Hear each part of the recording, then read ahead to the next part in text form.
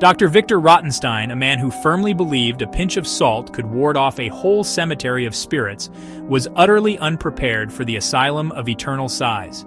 Armed with his usual arsenal of peculiar contraptions, a ghost-detecting umbrella that mostly detected rain, a spirit-speaking gramophone that played only polka music, and a hefty tome titled Ghosts, A Beginner's Guide. He approached the asylum with an air of misplaced confidence. His spectacles glinted in the moonlight, reflecting not wisdom but a naive enthusiasm that bordered on reckless. He adjusted his bow tie, a nervous habit he'd developed in childhood whenever confronted with a particularly daunting plate of sauerkraut. The asylum loomed before him, more ominous than a plate of cold sauerkraut and considerably less digestible. "Tonight," he declared to his loyal, if slightly dim-witted assistant Reginald, "we unlock the mysteries of the hereafter." Reginald, a man whose primary talent lay in nodding sagely at the most inappropriate moments, simply blinked. The asylum, shrouded in eerie silence and a dense fog that smelled suspiciously like overcooked cabbage, seemed to disagree. It had seen its share of experts like Dr. Rottenstien, and it knew better than to be impressed.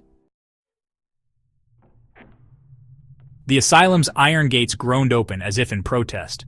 Rottenstien, undeterred, marched into the overgrown courtyard.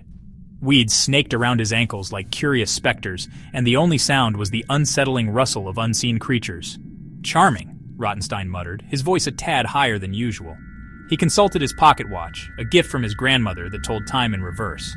"Right on schedule," he announced, though what schedule he was adhering to in this desolate place was anyone's guess. Inside, the air was heavy with the scent of dust and decay. Rottenstien, never one for subtlety, flicked on his flashlight, its beam dancing across peeling wallpaper and cracked portraits of stern-looking individuals who were undoubtedly rolling in their graves at the sight of him. "Don't be shy, my spectral friends," he called out, his voice echoing down the empty corridors. "Rottenstien is here."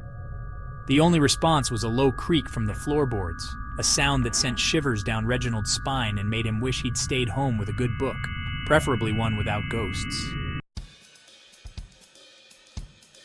Rottenstien, oblivious to his assistant's discomfort, was busy unpacking his arsenal of paranormal investigation tools. He brandished his ghost-detecting umbrella like a fencing sword, but instead of detecting ethereal beings, it merely snagged on a cobweb. "Blast!" he exclaimed, wrestling with the sticky strands. "These modern conveniences are so unreliable." Next, he set up his spirit-speaking gramophone, its brass horn gleaming under the dim light. He cranked the handle with gusto, but instead of eerie whispers or ghostly pronouncements, the gramophone burst into a lively polka. Reginald, despite himself, began tapping his foot. Even ghosts, he thought, must enjoy a good polka now and then. Rottenstien, however, was not amused. "Confound it," he sputtered, fiddling with the needle. "This is supposed to be a solemn occasion.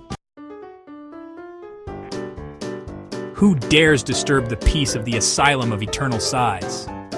A voice, deep and resonant, boomed through the hallway, causing Rottenstien to jump back, tripping over his own 2 feet.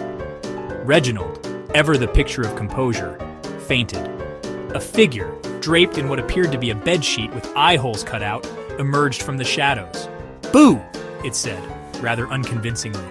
"A ghost!" Rottenstien exclaimed, fumbling for his notepad. "Tell me, Spectre, what is your name and why do you haunt this place?" The ghost sighed, a long, drawn-out sigh that echoed through the empty halls.